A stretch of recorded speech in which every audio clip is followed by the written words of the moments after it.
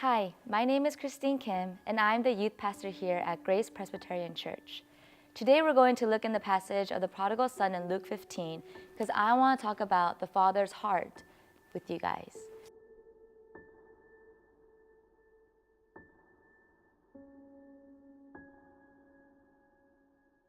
Many times, like the son, we are scared to return back home to God because we know our wrongdoings.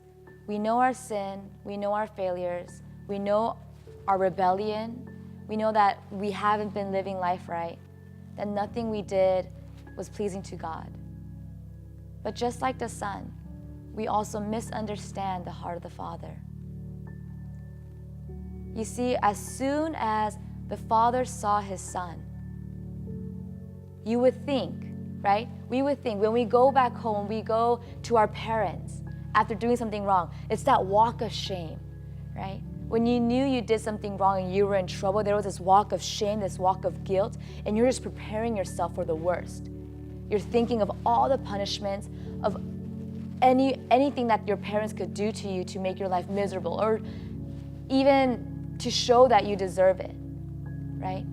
The consequences that will come due to your actions.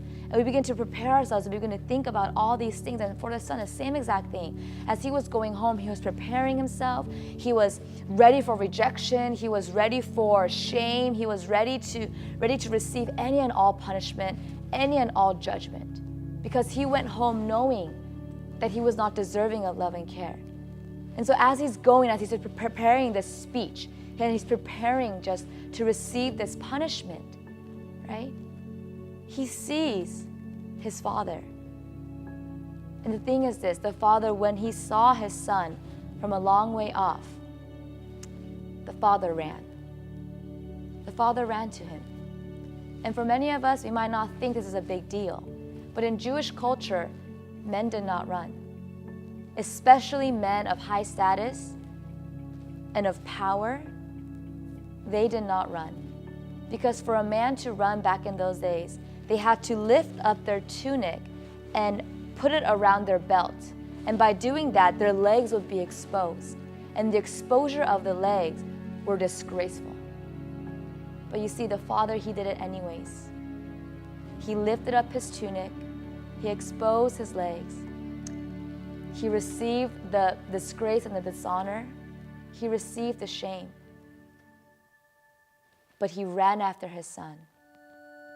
So now the question is, why did the father run? Right? Knowing exactly what he was doing, knowing exactly what it meant, the message it would portray, how other people would see him, why did the father run? You see, back in the day, in the Jewish culture, there was also a ceremony that was held when someone did something that was disgraceful or brought dishonor to the family. You were unclean, or you broke a law, or something terrible, right? They would bring out a jar and they would break it in front of you as a symbol of a broken relationship. And it was a sign, as you broke the jar, it was a sign of you are now no longer part of us. You are now cut away from this community. You are cut away from us. You and I are no more.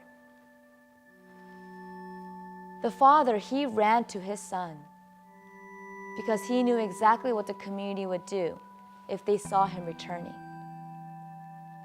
He ran after his son, and he took upon himself the shame, took upon himself the dishonor, and he ran after him because he wanted to be the first one to reach his son.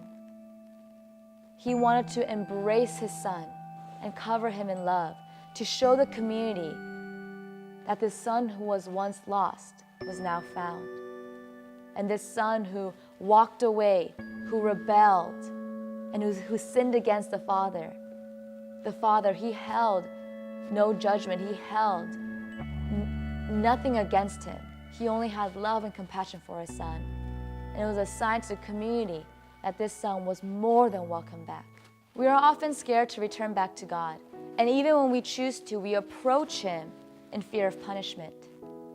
But you see, God, full of compassion and love for us, he runs to us.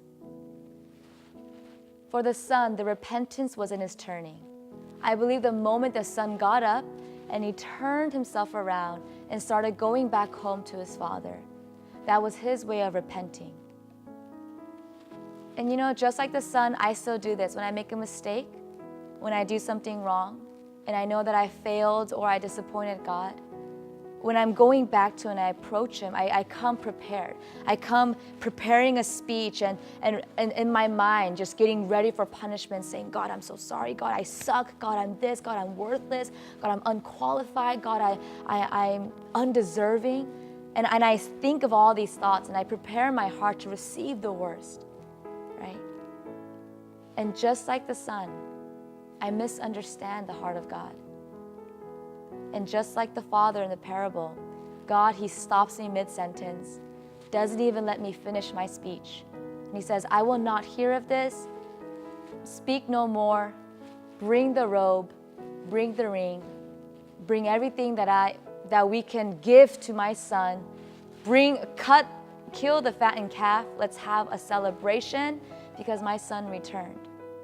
And in that same way, when I come to God in all my mess, all my failures, and I stand before him just in the sinfulness of who I am, God, he comes and he covers me with his robe, covers me with his grace. He puts a ring upon my finger as a sign of honor, and he puts sandals on my feet as a sign of my place in his kingdom, not as a servant, but as a daughter, as a child of God. Too often we think that God is waiting to punish us, but in reality, he's waiting to forgive us. You see, God, he loves to love. He loves to heal. He loves to restore. He loves to redeem.